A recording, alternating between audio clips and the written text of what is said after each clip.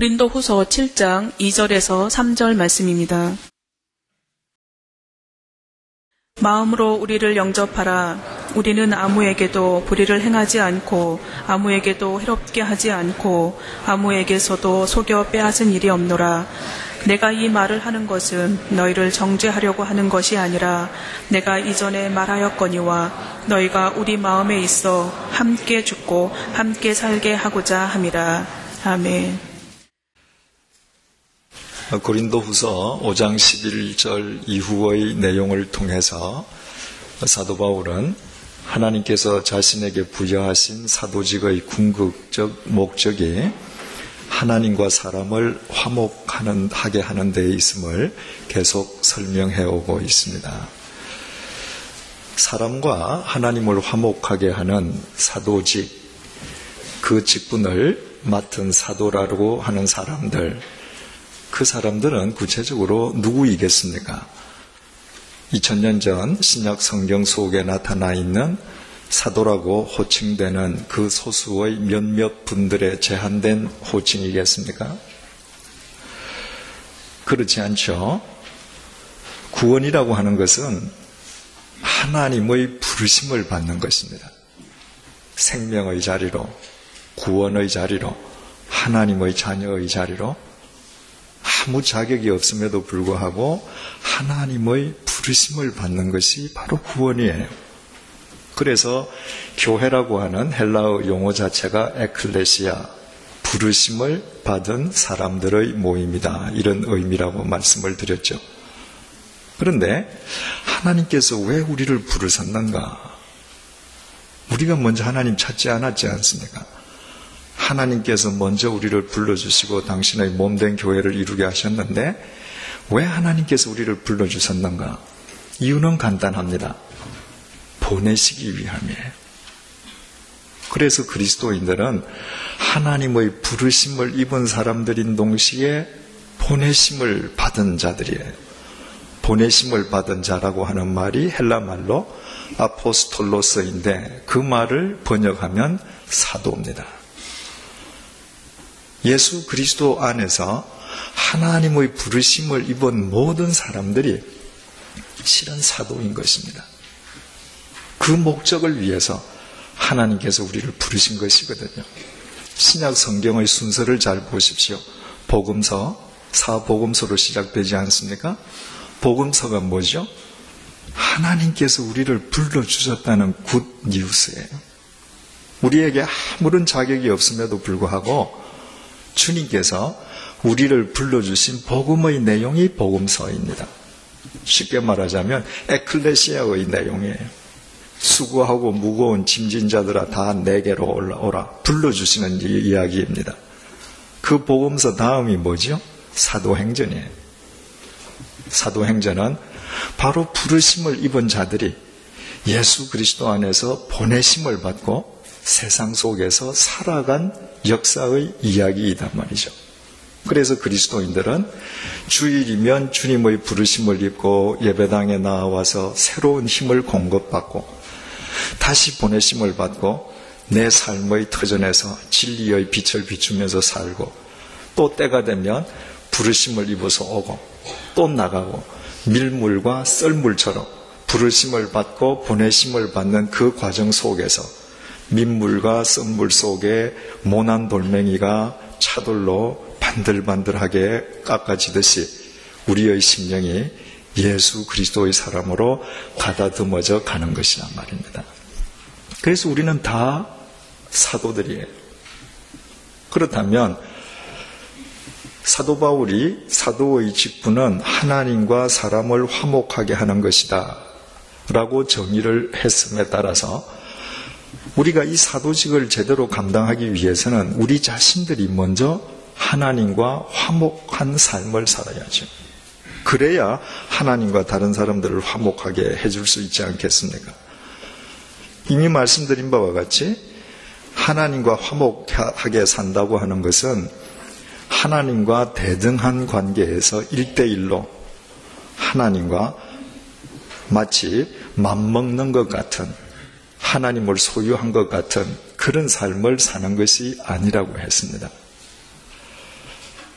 피조물인 인간이 창조주이신 하나님과 화목하게 산다는 것은 하나님과 바른 관계를 갖는 것인데, 그 바른 관계는 피조물의 절대적인 순종 속에서 세워지는 것입니다. 피조물이 창조주의 법칙에 순종하지 않고서 피조물과 창조주이신 하나님 사이에 바른 관계는 있을 수가 없는 것이죠. 그래서 순종을 떠나서는 참된 믿음이 시작될 수 없고, 순종을 결의하고서는 우리가 주님으로부터 부여받은 사도의 직무를 다할 수 없지요. 바로 순종함으로 하나님과 바른 관계를 이루고 하나님과 화목한 삶을 사는 이 전체적인 그리스도인의 삶을 사도 바울이 고린도후서 5장 17절에서 아주 잘 표현했었죠. 누구든지 그리스도 안에 있으면 새로운 피조물이라. 이전 것은 지나갔으니 보라 새 것이 되었도다. 우리는 몇 주 전에 이 구절의 의미를 생각해 보았습니다. 사도 바울은 부르심을 입고 구원받은 그리스도인을 정의하기를 새로운 피조물이다, 이렇게 정의를 했습니다. 피조물인데 새로운 피조물이라는 거예요. 그 말은 주님의 부르심을 입기 이전에 옛 피조물일 때의 상태와 비교하기 위함이죠. 옛 피조물이 새로운 피조물이 된 거예요. 옛 피조물은 어떤 존재였죠? 하나님께서 사람을 창조하시지 않았습니까? 그리고 동산에 있는 모든 실과는 다 먹어도 좋지만 선악과는 먹지 마라.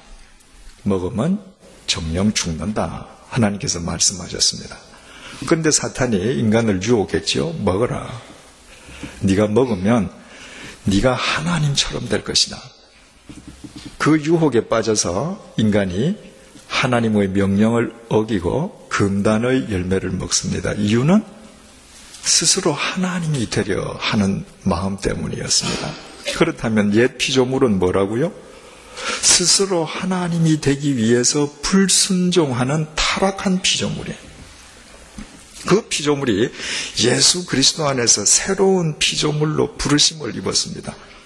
새로운 피조물이란 철저하게 하나님의 명령에 순종하는 피조물로 회복되는 것이죠. 그것이 부르심을 받은 사람들을 사도 바울이 정의한 내용입니다. 그래서 고린도후서 5장 17절에 누구든지 그리스도 안에 있으면 새로운 피조물이라 이전 것은 지나갔으니 보라 새 것이 되었다. 이전 것은 뭐죠?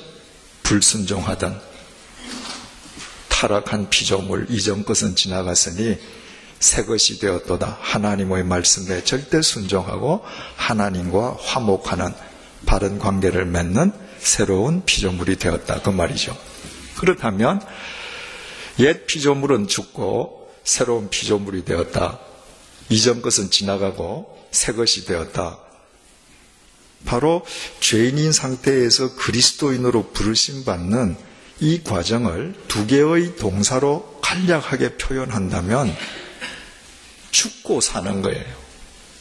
죽어서 사는 것입니다. 죽지 않고는 사는 법이 없습니다. 여러분, 죽어서 산다고 하는 것은 비단 예수 그리스도를 믿지 않는 사람들에게도 모두에게 공통적으로 적용되는 일반적인 생명의 법칙입니다. 초등학교 학생이 초등학교 학생 마음을 지닌 그 마음이 죽어야 중학생이 돼요. 학생의 마음을 지닌 사람이 죽어야 사회인이 됩니다. 책임 있는 사회인이 돼요. 처녀의 마음을 지닌 여자가 죽어야 아내가 되고 총각의 마음을 고수하려는 남자가 죽어야 좋은 남편이 되지 않겠어요? 죽어서 사는 겁니다. 그렇다면 그리스도인이 된다는 것도 똑같은 것이죠. 불순종하던 타락한 옛것이 죽어야 하나님과 화목하는 새 것으로 거듭날 수 있는 것입니다. 죽고 산다는 것, 죽어서 산다는 것, 이것이야말로 복음의 요체죠. 그래서 사도 바울은 세례 자체를 죽어서 사는 것이다, 그렇게 규정하지 않았습니까? 로마서 6장 4절에서 5절을 들어보십시오. 우리가 그의 죽으심과 합하여 세례를 받음으로 그와 함께 장사되었나니 이는 아버지의 영광으로 말미암아 그리스도를 죽은 자 가운데서 살리심과 같이 우리로 또한 새 생명 가운데서 행하게 하려 함이라. 만일 우리가 그의 죽으심과 같은 모양으로 연합한 자가 되었으면 또한 그의 부활과 같은 모양으로 연합한 자도 되리라. 세례가 무엇인가?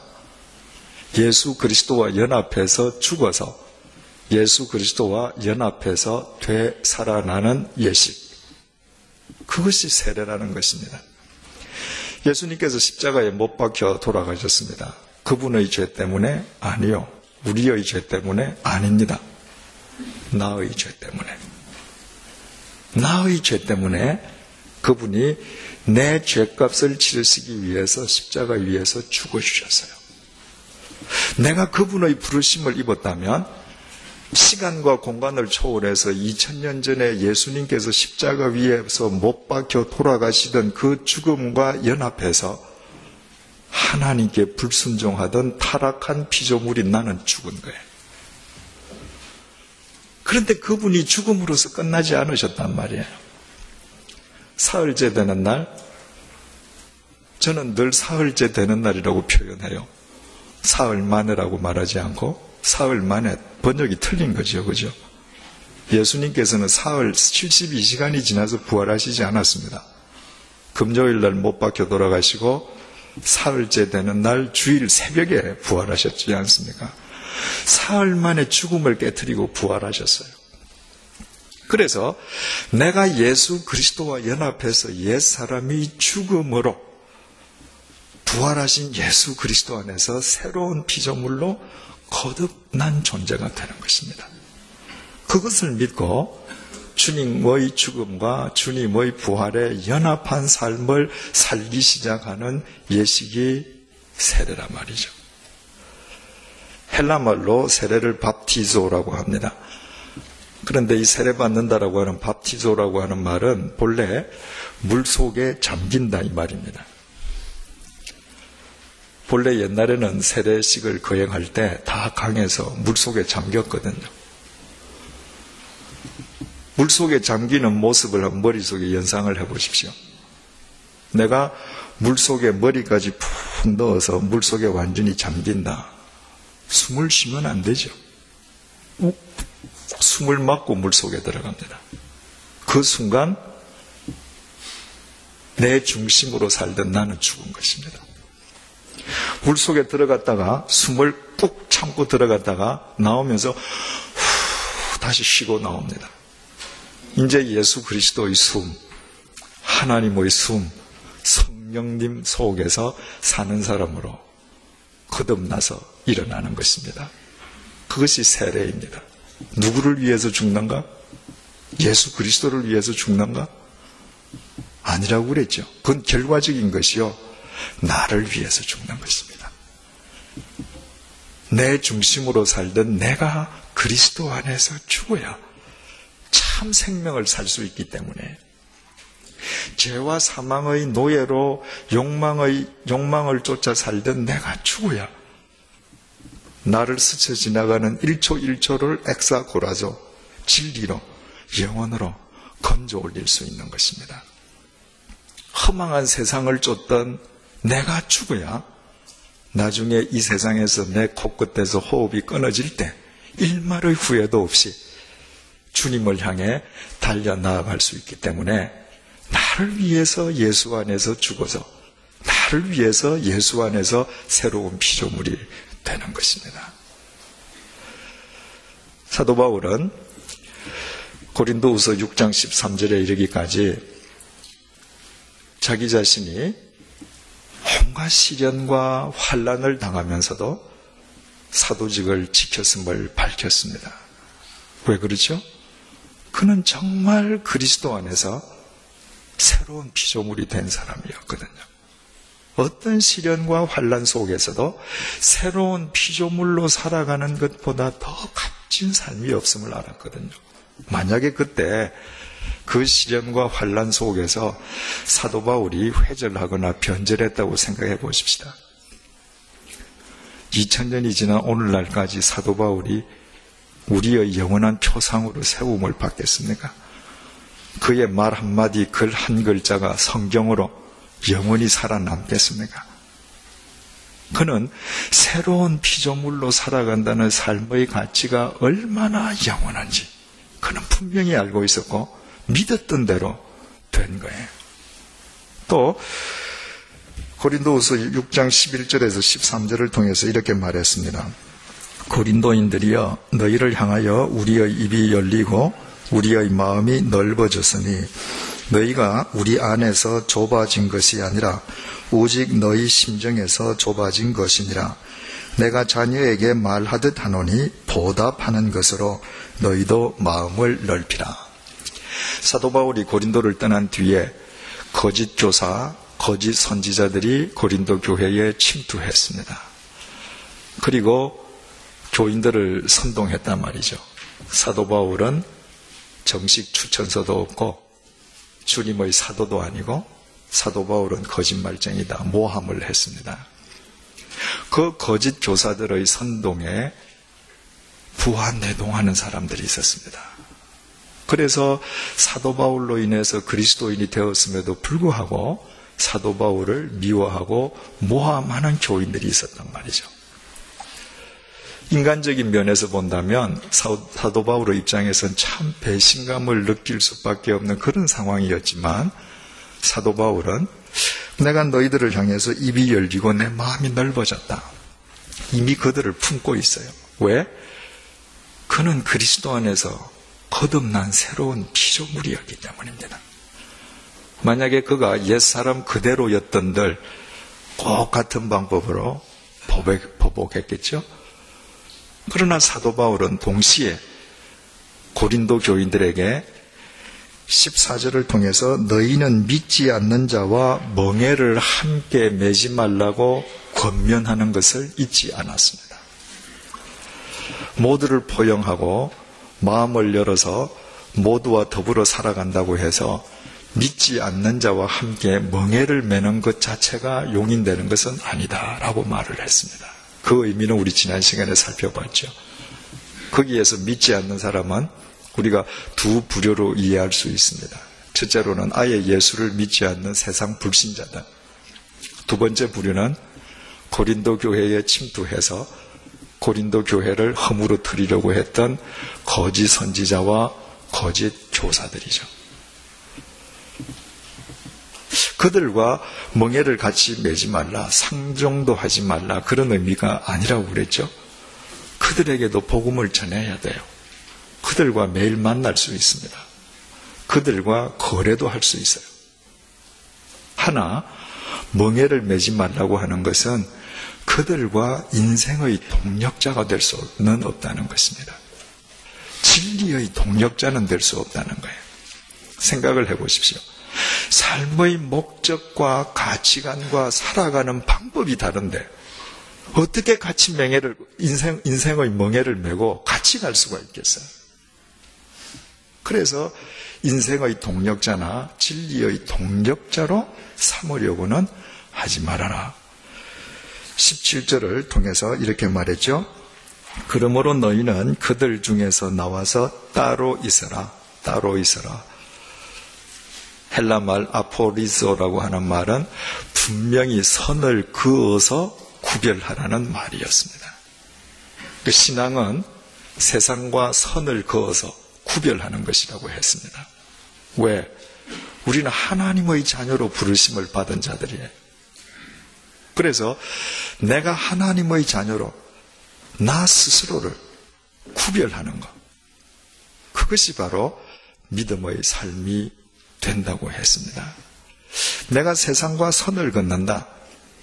그것은 세상과 우리를 분리하는 것이 아니라고 했습니다. 내가 세상과 선을 긋고 분명한 진리의 삶을 살면 살수록 세상은 우리에 의해서 감화받고 감동받고 변화됩니다. 그런데 이 선이 불분명해질수록 세상이 나에게 영향을 받는 것이 아니라 내가 세상에 동화되어 버려요. 그래서 더 이상 세상의 어둠을 밝히는 빛이 못 되는 것입니다. 사도 바울이 얼마나 세상과 철저하게 선을 그었는가. 그 세상에 의해서 참수형을 당할 정도로 분명하게 선을 그었지 않습니까? 그런데 바로 그 사도 바울에 의해서 로마 제국의 역사가 뒤바뀌어지는 것입니다. 만약에 사도 바울이 그때 타협했더라면 하나님께서 로마 제국을 변화시키시되 절대로 사도 바울을 통해서는 변화시키시지 않았을 것입니다. 분명히 선을 그을 때 세상과 분리되는 것 같지만 오히려 세상을 구원하시려는 주님께서 그를 통해 역사하심으로 분리하는 그를 통해 세상의 역사는 새로워진다는 것입니다. 그리고 오늘 본문 2절을 통해서 사도 바울이 이렇게 말합니다. 마음으로 우리를 영접하라. 그러니까 지난 시간에 살폈던 6장 14절부터 7장 1절까지는 세상 믿지 않는 자와 멍에를 함께 매지 말라. 사도 바울의 말을 혹 오해할까 봐 사도 바울이 세상 믿지 않는 자와 함께 멍에 매지 말 것을 설명하는 부분이고, 지금 7장 2절 말씀은 6장 13절하고 지금 연결이 되는 것이죠. 6장 13절 내가 자녀에게 말하듯 하노니 보답하는 것으로 너희도 마음을 넓히라. 그리고 2절로 연결하면 마음으로 우리를 영접하라.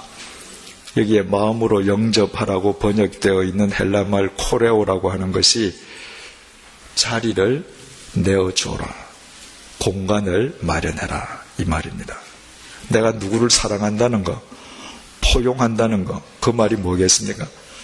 내 마음 속에, 내 삶 속에 그 사람이 들어올 수 있는 공간을 마련해 주는 것입니다. 그 사람이 내 속에 들어올 수 있는 공간을 마련해 주지 않고서는 사랑이라는 것은 불가능한 것이죠. 사도 바울은 고린도 교회 교인들이 자신을 모함함에도 불구하고 자기 마음 속에 그들을 향한 공간을 갖고 있었습니다. 그래서 너희들도 이 공간을 가져라, 내어놓아라. 2절 다시 봅니다. 우리는 아무에게도 공표하십시다.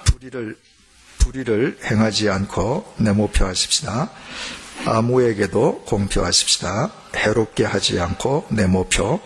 아무에게서도 공표하시고 속여 빼앗은 일이 없다. 속여 빼앗은 내모표하십시다. 사도 바울은 불의를 행하지 않고 해롭게 하지 않고 속여서 빼앗은 적이 없다고 이야기했습니다. 그리스도인의 삶, 하나님과 화목한 그리스도인, 하나님과 바른 관계를 구축하고 있는 사람의 삶이 어떠해야 될지 한 단면을 보여주죠. 불의를 행해서도 안 되고, 누구를 해롭게 해서도 안 되고, 속여 빼앗아서도 안 된다. 근데 이건 너무 당연한 얘기 아니겠습니까? 그죠? 이 사도 바울의 말 중에서 정작 더 중요한 단어는 아무에게도입니다. 사도 바울은 3번을 반복했어요. 지금 사도 바울의 존재 자체를 부정하는 거짓 사도들과 거짓 교사들이 있습니다.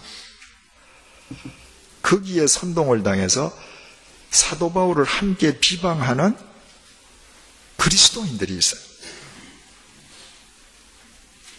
사도 바울은 자기에게 불의를 행하는 자에게 자기도 그들이 행하는 것과 똑같은 불의로 대하지 않았다는 것입니다. 여러분, 내가 사랑하는 사람한테 불의로 대하는 사람이 어디에 있습니까? 그러나 우리가 아무리 선한 마음을 가지고 있다 할지라도 누군가가 집요하게 불의한 행동을 할 때 우리가 대항할 수 있고 맞설 수 있는 테두리 내에서 하는 것이 아니라 우리도 선을 넘을 때가 있어요. 그리스도인도. 저쪽이 불의하게 하기 때문에 나도 불의한 방법에 대한 유혹에 빠질 수가 있어요. 사도 바울은 그러지 않았다는 것입니다. 그리스도인으로서 지켜야 할 선과 테두리를 넘어서지 않았다는 것입니다. 그래서 아무에게도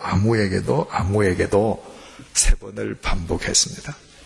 아무리 미운 사람이라 할지라도 그들이 취하는 것과 똑같은 대응은 내가 하지 않았다. 그 다음 말이 중요하지요. 내가 이 말을 하는 것은 너희를 정죄하려고 하는 것이 아니라 내가 아무에게도 불의를 행하지 않고 아무에게도 해롭게 하지 않고 아무에게서도 속여 빼앗은 일이 없다고 하는 이 말이 너희를 정죄하려고 한 말은 아니다. 그 말의 의미가 뭐예요? 너희 중에는 그런 사람이 있다는 거예요. 너희 중에는 예수 믿는다고 하면서도 그렇게 하는 사람이 있다는 것입니다. 불의한 사람의 선동을 받아서 사도 바울을 모함하고 비판하고 정죄한 그 자체가 이미 그런 사람들과 같은 부류라고 사도 바울이 볼 수도 있지 않겠어요? 그래서 너희들이 그렇게 했지만 내가 그 말을 하는 것은 너희를 정죄하려고 하는 것이 아니라 내가 이전에 말하였거니와 너희가 우리 마음에 있어 함께 죽고 함께 살게 하고자 함이라. 함께 죽고 공표하십시다. 함께 살게 하고자 공표하십시다.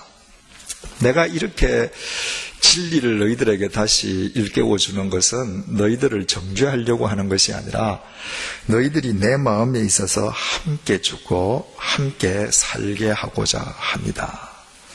또 죽고 살고 단어가 나왔죠, 그죠? 표준 세번역이 이렇게 번역을 했습니다.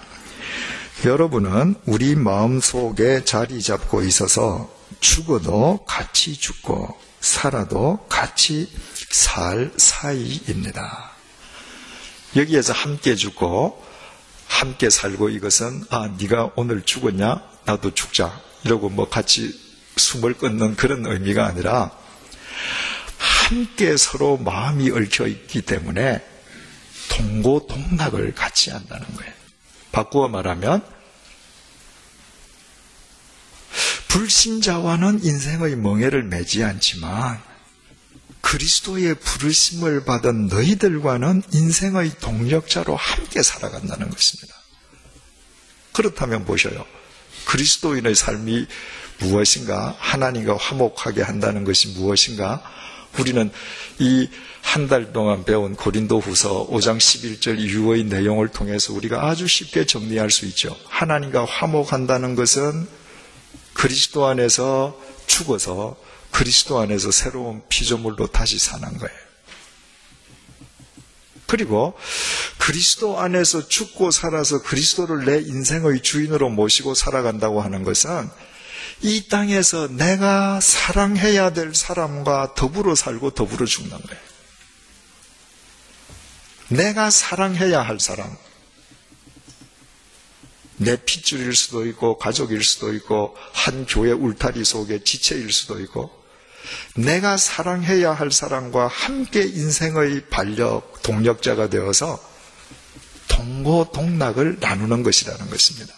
그러기 위해서는 그 사이에 예수 안에서 죽고 예수 안에서 살고 사랑과 더불어 함께 죽고 함께 사는 그 사이에 무엇이 있어야 되는가? 세상에 선을 긋는 아포리조가 있어야 된다는 겁니다. 세속적인 사고방식으로는 안 돼. 세속적인 사고방식으로는 나한테 필요한 사람만 이용하게 돼. 내가 사랑해야 될 사람을 사랑하지 않습니다. 오늘도 신문에 또 모 집안 자제들이 아버지가 남긴 재산 때문에 법정 송사를 벌이기 시작했다고 기사가 났더군요. 인간 중심으로는 사랑이 안 됩니다. 선을 그어야 돼. 선을 그을 때만 진리 안에서 함께 동고동락할 사람들과 바르게 사랑할 수 있는 것입니다. 오늘 우리 21분이 세례를 받으시고 4분이 입교하십니다. 오늘 세례를 받으시는 분, 또 이미 받으신 분, 앞으로 받게 되실 분, 오늘 우리 본문을 통해서 세례의 삶이 무엇인가 이제 우리 정확하게 알게 되죠. 그죠? 세례란 그리스도 안에서 옛사람이 죽어서 그리스도 안에서 새로운 피조물로 거듭나는 것입니다. 내가 하는 게 아니에요. 주께서 불러주셨기 때문에 주님 안에서 주님을 힘입어 가능해지는 것입니다.